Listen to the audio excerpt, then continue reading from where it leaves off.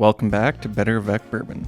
Today we'll be tasting our way through the Buffalo Trace standard lineup, all made in Buffalo Trace Distillery in Frankfurt, Kentucky.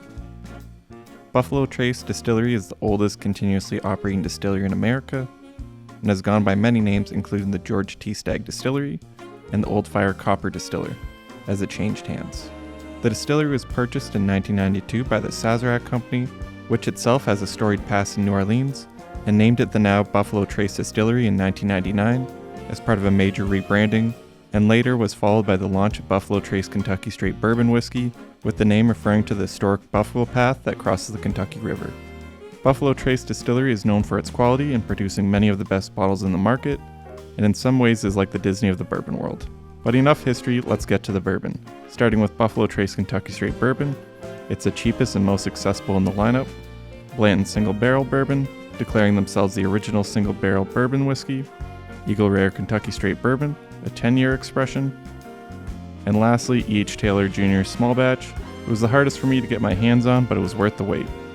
These are all produced at the same Buffalo Trace Distillery in Frankfurt, Kentucky, but differ in flavor due to the diversity of aging processes, rickhouses, and mash bills, with Buffalo Trace, Eagle Rare, and E.H. Taylor having distinct flavors but sharing Buffalo Trace's mash bill number 1, which is low rye, and Blantons using Buffalo Trace's mash bill number 2, which is high rye. Once you've got your bottles ready to uncork, gather 4 Glencairns, and let's get to it.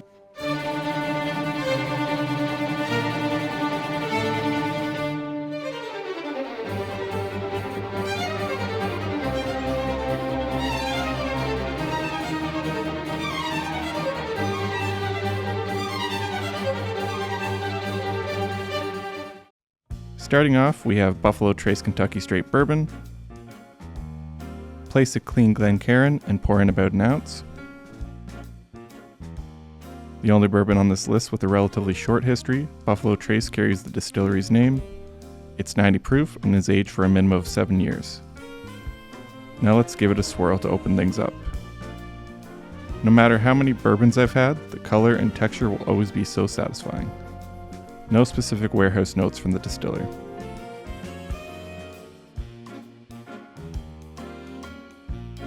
Next we have Eagle Rare Kentucky Straight Bourbon Whiskey, Buffalo Trace's 10-year age statement bourbon. It's 90 proof and is a blend of specifically selected barrels and is the only age-stated bourbon of today's group, aged up to 10 years, which is why it made it into my best 10-year bourbon video. Bookmark it here for later. Eagle Rare was the first bourbon to come out of the merger and is believed to have been made as a challenger to Wild Turkey Rare Breed, but personally I don't see any similarities between the two, in terms of proof or mash bill.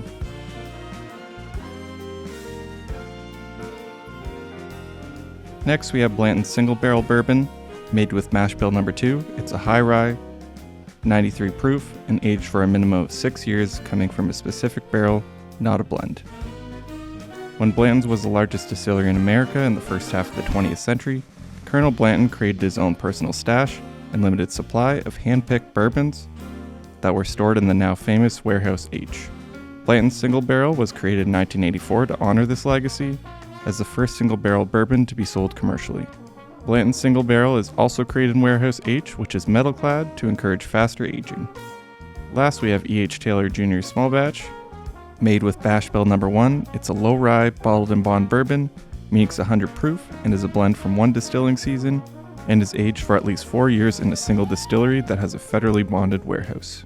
The namesake of the bourbon, Colonel Edmund Haynes Taylor Jr., was a stickler for quality and lobbied to have the Bottled in Bond Act of 1897, as he believed in quality above all else. It's aged for a minimum of 9 years and is a combination of barrels, with the bulk of them coming from the historic Warehouse C. Now let's get to the tasting, starting with aromas. For Buffalo Trace, the distiller says we should expect a complex aroma of vanilla, mint, and molasses. I don't get the mint, but I do get classic caramel, toffee, oak, vanilla, and very slightly cherry strawberry.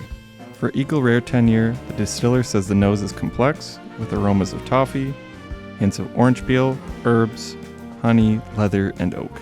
For me, I get vanilla and cherry strawberry up front, followed by caramel, toffee, and some rounded oak notes.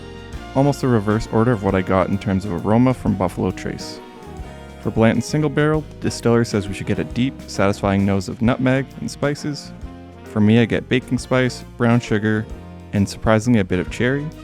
It certainly smells more proofy than Eagle Rare. For each Taylor small batch, from the distiller, the aroma carries lightly toasted oak with dried figs and butterscotch. For me, I get oak and toffee/caramel, and maybe distant cherry, as seems to be the story with me and Buffalo Trace products.